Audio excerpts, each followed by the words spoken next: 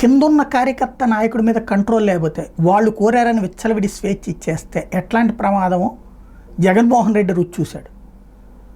కోట్ల మందికి ఇళ్ళు ఇవ్వాలనుకున్నాడు, లక్షల మందికి ఇళ్ళు ఇవ్వాలనుకున్నాడు, కోట్ల రూపాయలు ఖర్చు పెట్టాడు. అందులో భాగంగా 30 లక్షల మందికి ఇళ్ళ పట్టాలి. కానీ ఆశించిన ఫలితం ఎందుకు దక్కలేదు?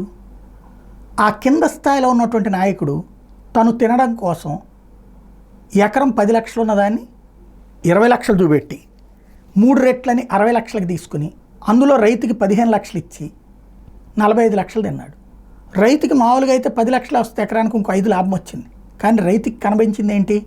ఎదురుగుండా ఉన్న 45 లక్షలు తిన్నాడని. ఇది ఆ ఊళ్ళలో తెలియదే, పల్లెల్లో ఆ జరిగిన ప్రచారం వైసీపీని దెబ్బతీసింది.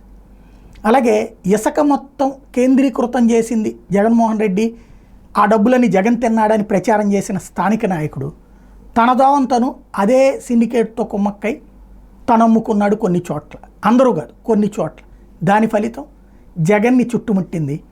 అట్లాగే ఏవైతే గ్రౌండ్ లెవెల్లో సంక్షేమ పథకాలు జగన్ అన్ని చేసినా ఆ సంక్షేమ పథకాలు నేరుగా ఎలాంటి లంచాలు లేకుండానే ఇచ్చిన కింద స్థాయిలో ఏ వాలంటీరో ఒక 100-200 తీసుకుంటే అది కూడా జగన్కే మైనస్. ఒకప్పుడు దాని పేరేంటి, జన్మభూమి కమిటీలకి ఎట్లాంటి ఫలితం వచ్చిందో అట్లాంటిది ఇక్కడ వచ్చింది.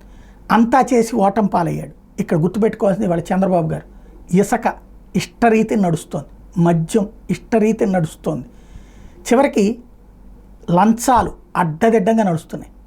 లంచం లేనిదే పని తెలుగుదేశం కార్యకర్తలకు కూడా కావట్లేదు. తెలుగుదేశం కార్యకర్త చెప్తే లంచంలో డిస్కౌంట్ వస్తుంది, అంతే తప్పించి లంచం లేకుండా పని జరగట్లేదు.